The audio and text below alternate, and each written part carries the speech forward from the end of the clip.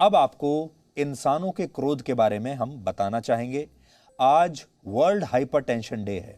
आप में से कई लोगों को शायद ये पता ही नहीं होगा कि हाइपरटेंशन हाई ब्लड प्रेशर का ही दूसरा नाम है और डॉक्टर इसे दुनिया भर में साइलेंट किलर कहकर पुकारते हैं। साइलेंट किलर यानी ये आपको चुपचाप मारता है बिना आपको पता चले।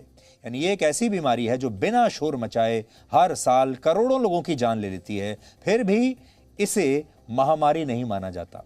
इसमें मरीजों को लगता है कि वो बिल्कुल ठीक ठाक है, लेकिन वो ठीक होते नहीं हैं और कई स्टडीज में, अध्ययनों में ये बात साबित भी हुई है। विज्ञान की भाषा में कहें तो ये बीमारी शुरुआती चरणों में कोई लक्षण नहीं देती, आपको पता ही नहीं चलेगा, लेकिन डॉक्टर मानते हैं कि इस बीमारी की खामोशी में ही इसका पूरा सार छिपा हुआ है। ये एक बीमारी बहुत खामोशी से, चुपके से आती है और अगर इन बातों को सुना जाए तो हाइपरटेंशन से होने वाली मौतों को, मृत्यु को रोका जा सकता है। लेकिन अब सवाल है कि क्या लोग ऐसा कर पाते हैं? तो इसका जवाब है स्पष्ट रूप से नहीं, लोग नहीं कर पाते। हम इस खामोशी को चिंता के शोर में दबा देते हैं और इसी चिंता का आज हम आपके लिए विश्लेषण करेंगे। हमारे संस्कारों में भी हमें बताया गया है कि चिंता चिता के समान होती है। कहते हैं चिता मृत व्यक्ति के शरीर को जलाती है और चिंता जीवित रहते हुए शरीर और आत्मा दोनों को जलाती है और चिंता की चिता में जलने का यह सिलसिला तब तक चलता है जब तक सांसें चलती हैं। यानी चिंता जीवन का सत्य है और चिता मृत्यु के बाद का सत्य है। इसलिए इन दोनों शब्दों में सिर्फ एक बिंदी का फर्क होता है जो आपकी स्क्रीन पर है। चिंता से अगर आप बिंदी हटा देंगे तो यह चिता बन जाती है। इसलिए चिंता और चिता के इस संबंध को आज आप समझिए। चिंता आपको सीधे चिता में ले जाती है। अगर यह बिंदी हट जाए तो चिंता चिता का रूप ले लेती है और हाइपरटेंशन में यही होता है। अधिकतर मामलों में तनाव और चिंता से घिरे रहने वाले लोग कभी यह समझ ही नहीं पाते कि उन्हें सिर्फ टेंशन नहीं है बल्कि हाइपरटेंशन है। सबसे पहले आपको बताते हैं हाइपरटेंशन क्या होता है, क्योंकि मुझे यकीन है आप में से बहुत सारे लोग ऐसे होंगे जो अभी हमें देख रहे होंगे जो हाइपरटेंशन के मरीज होंगे और वो इस बात को जानते ही नहीं होंगे कि वो हाइपरटेंशन के मरीज हैं और ये साइलेंट किलर उनके जीवन में आ चुका है। तो हाइपरटेंशन के दौरान आपके हृदय की धमनियों में खून का दबाव बहुत बढ़ जाता है और इस दबाव के दौरान शरीर में खून के प्रवाह को बनाए रखने के लिए हृदय को ज्यादा काम करने की आवश्यकता पड़ती है। यानी आपका जो हृदय होता है उसे ज्यादा मेहनत करनी पड़ती है, उस पर ज्यादा लोड पड़ता है और इसी स्थिति को हाइपरटेंशन या हाई ब्लड प्रेशर कहते हैं। और अगर लंबे समय तक आपके हृदय को ज्यादा काम करना पड़े, उसके ऊपर ज्यादा दबाव रहे, ज्यादा लोड पड़े, तो फिर वो धीरे धीरे कमजोर हो जाता है और एक दिन रुक जाता है। वर्ल्ड हेल्थ ऑर्गेनाइजेशन के मुताबिक अगर ब्लड प्रेशर रीडिंग्स आपकी 140/90 हैं, 140/90 हैं या इससे ज्यादा हैं, तो आप इसे खतरनाक स्तर मानिए। ये जो रीडिंग है आपकी स्क्रीन पर, यह नहीं होनी चाहिए। अगर आप इस रीडिंग को पार कर चुके हैं या इस रीडिंग पर बैठे हैं तो समझ लीजिए आप एक खतरनाक स्थिति में हैं। हाई ब्लड प्रेशर के मरीजों की रीडिंग इसी के आसपास रहती है जो हम आपको आज बता रहे हैं, 140/90। अगर ब्लड प्रेशर आपका 120/80 है तो इसे सामान्य माना जाता है। अगर 120/80 है तो आप समझ लीजिए आप पूरी तरह स्वस्थ हैं, आप बहुत हेल्दी हैं, आपको घबराने की कोई जरूरत नहीं है। वर्ल्ड हेल्थ ऑर्गेनाइजेशन का कहना है कि अगर आपकी रीडिंग्स 130/85 यानी 130/85 भी रहती हैं तो भी घबराने वाली बात नहीं है। हालांकि इसके बाद हाइपरटेंशन की स्टेज शुरू हो जाती है, क्योंकि आजकल तो यह कहा जाता है कि एक जमाना था जब 120/80 को जो स्वस्थ पैरामीटर्स हैं वो माना जाता था, लेकिन अब धीरे धीरे चारों तरफ इतनी टेंशन है, इतना स्ट्रेस है और सारे लोग इतने स्ट्रेस के अंदर जी रहे हैं, तो अब उस मापदंड को भी बदला गया है और बहुत सारे डॉक्टर अब आपको ये भी बताएंगे कि अगर आप 130/90 के आसपास भी हैं तो वो भी लगभग सामान्य है, उसमें भी घबराने की कोई बात नहीं है। लेकिन 130 से ऊपर मत जाइए और इधर 90 से ऊपर मत जाइए। वर्ल्ड हेल्थ ऑर्गेनाइजेशन के मुताबिक इस समय दुनिया भर में 113 करोड़ लोग, फिर से सुन लीजिए, 113 करोड़ लोगों को हाइपरटेंशन की बीमारी है। यानी हर 4 में से 1 पुरुष और हर 5 में से 1 महिला हाइपरटेंशन की शिकार है। सरल शब्दों में कहें तो इस बीमारी का साम्राज्य पूरी दुनिया में फैला हुआ है और भारत में भी स्थिति अच्छी नहीं है। भारत में वर्ष 2016 में 16 लाख लोगों की मौत इसी बीमारी से हो गई थी। 16 लाख लोग मर गए थे। यह आंकड़ा कितना बड़ा है इसका अंदाजा आप इस बात से लगा सकते हैं कि हमारे देश में, भारत में कोरोना वायरस से पिछले 1.5 साल में लगभग 2,75,000 लोगों की मौत हुई है। फिर से सुन लीजिए, 1.5 साल में कोरोना वायरस से 2,75,000 लोग मारे गए हैं हमारे देश में, और इस बीमारी से एक साल में 16 लाख लोग मारे जाते हैं एक साल के अंदर। यानी आप समझ लीजिए कि कोरोना वायरस से लगभग 7 से 8 गुना ज्यादा लोग इससे मर रहे हैं। ये असल में साइलेंट पैंडेमिक इसको कहा जाता है। चुपचाप आती है यह महामारी और आपको पता ही नहीं चलता। यानी एक ऐसी बीमारी जो बिना शोर किए तबाही मचा रही है आपके चारों तरफ। यह बीमारी सिर्फ शहरों तक सीमित नहीं है। बहुत सारे लोग कहते हैं कि यह शहरों की बीमारी है, शहरियों की बीमारी है। शहरों में जहां 33% लोग इस बीमारी से ग्रस्त हैं, तो गांवों में यह आंकड़ा बहुत कम नहीं है। गांव में भी 25% लोग हाइपरटेंशन से ग्रस्त हैं। बड़ी बात यह है कि गांव में लोग कभी भी हाइपरटेंशन को बीमारी मानते ही नहीं और उन्हें पता भी नहीं होता कि वो हाइपरटेंशन के शिकार हैं। वहां अक्सर लोग इसे तनाव और चिंता से जोड़कर देखते हैं और इसी के परिणाम स्वरूप वहां मौतें भी अधिक होती हैं, क्योंकि वहां जब आपको पता ही नहीं होगा कि आपको कोई बीमारी है तो आप उसका इलाज कैसे कराएंगे, और एक दिन यह बीमारी आपकी जान ले लेती है। और गांव में लोगों को पता ही नहीं चलता कि ये जो व्यक्ति मरा है ये हाइपरटेंशन की वजह से मरा है।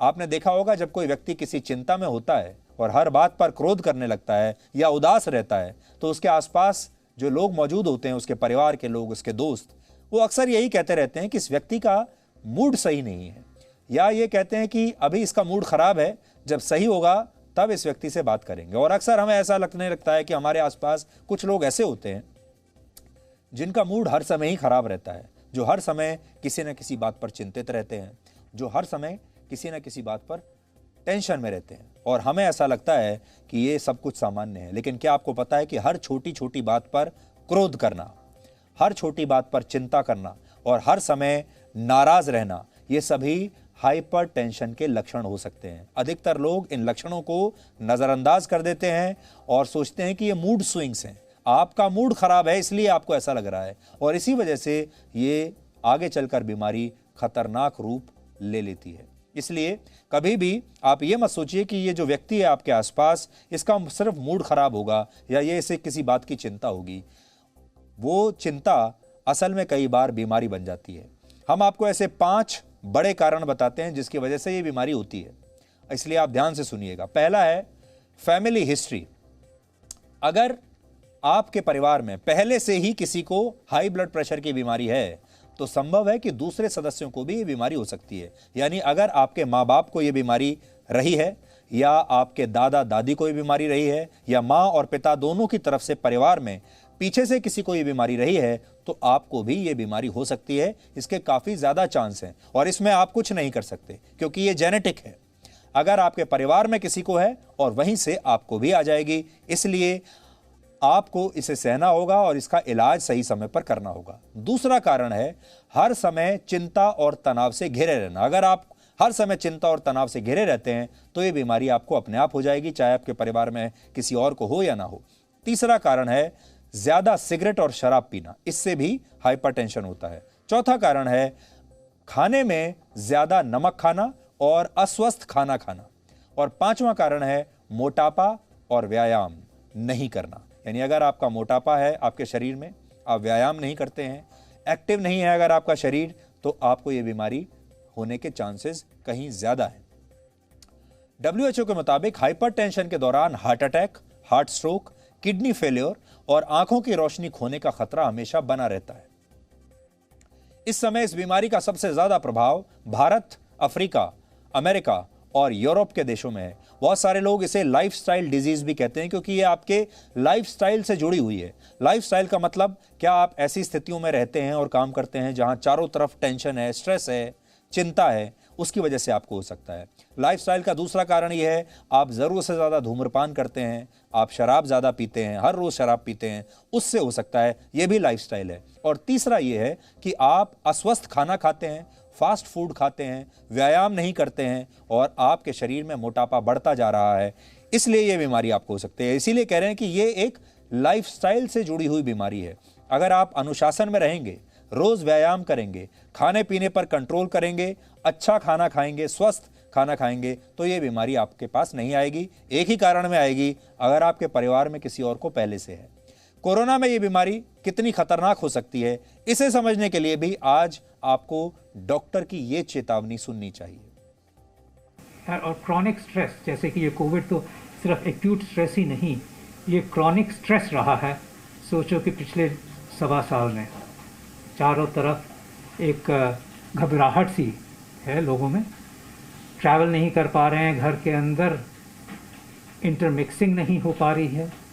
वो जो आउटलेट है, डर का आउटलेट, टेंशन का आउटलेट भी बहुत कम है लोगों को, बाहर नहीं जा पा रहे, घूमने नहीं जा पा रहे। सो रियली इन अ वे ये एक स्ट्रेसफुल एटमॉस्फेयर सिर्फ कोविड की वजह से ही नहीं है, पर जो हम इन अ वे लॉकडाउन हो गए हैं उसकी वजह से भी है। सो क्लियरली ये chronic stress high blood pressure करता है। लैक ऑफ एक्सरसाइज साथ साथ जुड़ रही है इसमें। और कई चीज़ें जुड़ रही हैं, जैसे कि कई बार हेल्दी खाना नहीं हो पाता है, एक्सरसाइज की लैक, डॉक्टर से मुलाकात नहीं हो पाती है, और अनफॉर्चुनेटली कई बीमारियां बैकग्राउंड में चली जा रही हैं। कोविड की वजह से लोग अस्पताल नहीं जा पा रहे हैं, डॉक्टर से नहीं मिल पा रहे हैं। सो ये जो एक कंप्लीट कनंड्रम हो गया है। पहले तो हम कहते थे कि 25% लोग हिंदुस्तान में ब्लड प्रेशर के मरीज़ हैं, रैंडम सर्वेज होते थे, और हमें पता ही है कि blood pressure is the biggest cause of cardiovascular mortality. तो उससे वो चाहे स्ट्रोक्स हों, चाहे हार्ट अटैक्स हों, वो सब पेरिफेरल वास्कुलर डिजीज, वो सब हाई ब्लड प्रेशर से होते हैं, हार्ट फेलियर्स। तो इसीलिए अब अगर हम, आई एम श्योर कि अगर सर्वेज हों तो हमें इस टाइम पे ज़्यादा हाई ब्लड प्रेशर मिलेगा compare to last year, because of this chronic stress जो हम लोग फेस कर रहे हैं। तो डॉक्टर अशोक सेठ ने जो अभी आपको बातें बताई हैं वो आपको बहुत ध्यान से सुननी चाहिए। वो इस मामले के बहुत बड़े एक्सपर्ट हैं, बहुत बड़े डॉक्टर माने जाते हैं। वो जो आपको कह रहे हैं, आप चाहें तो वापस उन्हें सुन सकते हैं और फिर नोट कर सकते हैं उन्होंने जो भी आपको बातें बताई हैं। अब हम भी आपको बता देते हैं कि आप इस बीमारी से कैसे बच सकते हैं। ये देखिए, नमक कम खाएं। रोजाना 5 ग्राम से कम नमक आपको खाना चाहिए पूरे दिन में, तब आप इस बीमारी से बच पाएंगे।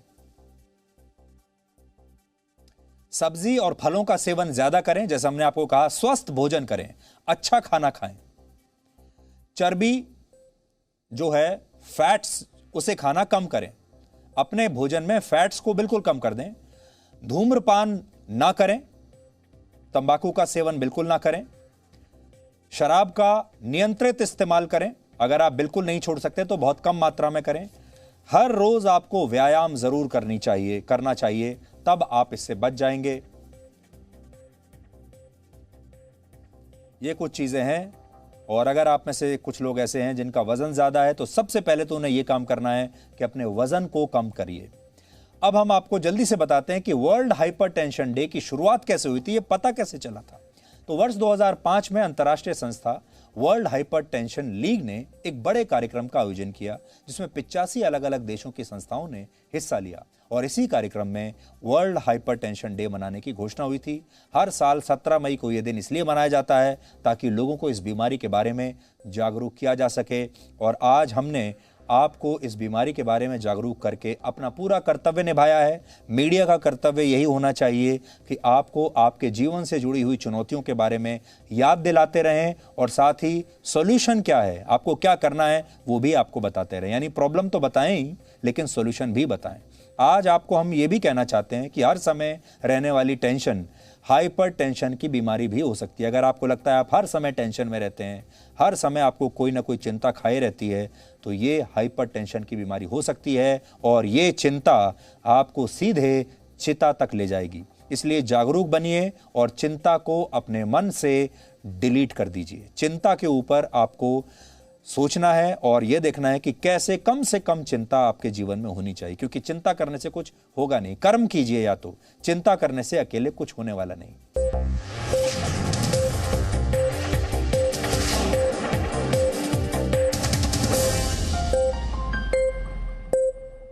Presenting B News app, available on Google Play and App Store. Download it now.